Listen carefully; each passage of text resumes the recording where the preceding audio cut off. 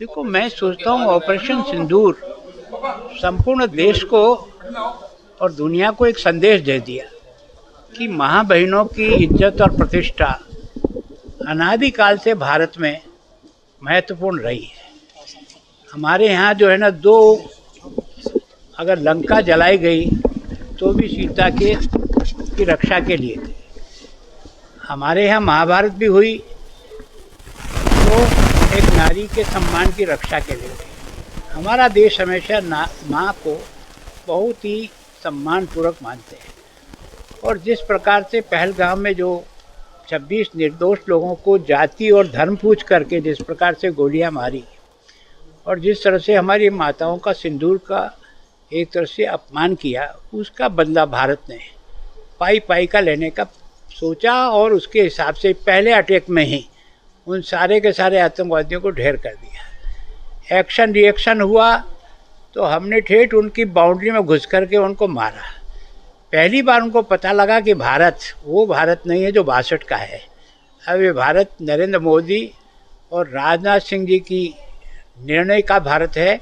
और भारत की सेना तो हमेशा ही बहादुर थी। 65 का युद्ध भी हम जीते। 71 में हमने 93,000 फौजियों को आत्मसमर्पण कराया, पर हमने दया भाव रखा। पर नरेंद्र मोदी ने यह है कि अगर वो गोली मारे तो तुम गोला मार देना, मैं तुम्हारे पीछे खड़ा हूँ।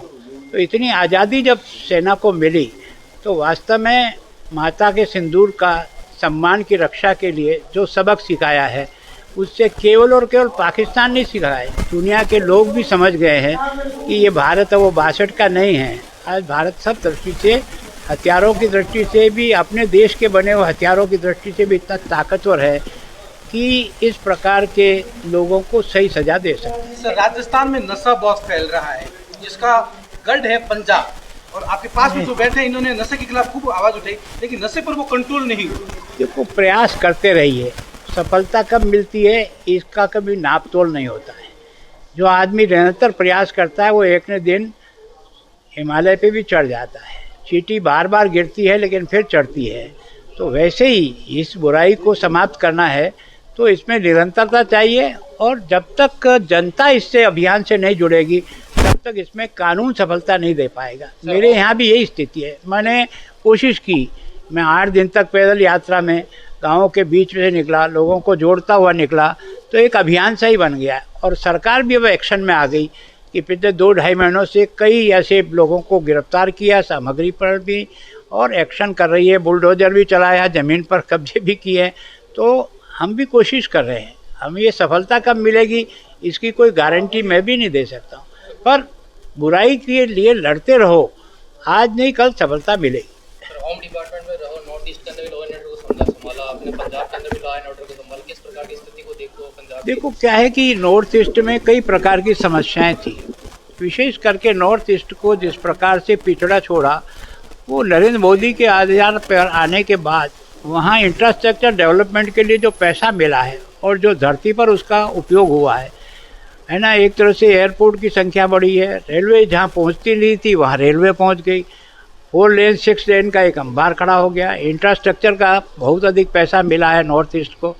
और विशेष करके आसाम ने ये जो 10% केंद्र का पैसा लगता है और 90% केंद्र लगाता है, 10% राज्य खर्च करता है, तो मैक्सिमम सहायता मिली। और हर महीने में कोई न कोई मंत्री की ड्यूटी लगाई हुई है कि वो नॉर्थ ईस्ट में जा कर के जनता के बीच में जाएगा, सुनेगा, समस्या को हल करने का प्रयास करेगा।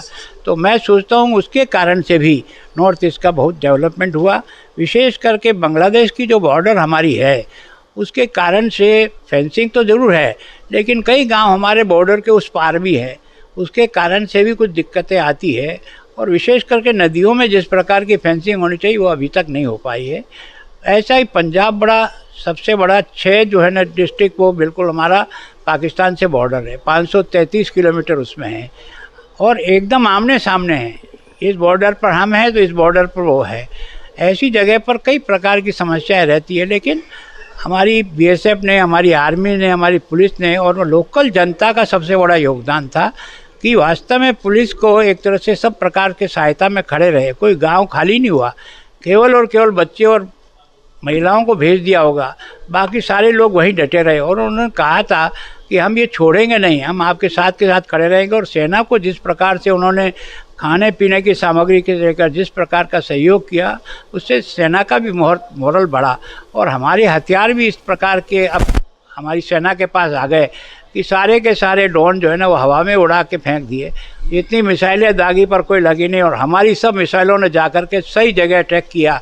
तो उनको समझ में आ गया कि चीन की जो हथियार है ना वो भी भारत के ब्रह्मास्त्र के सामने टिक नहीं पाएंगे।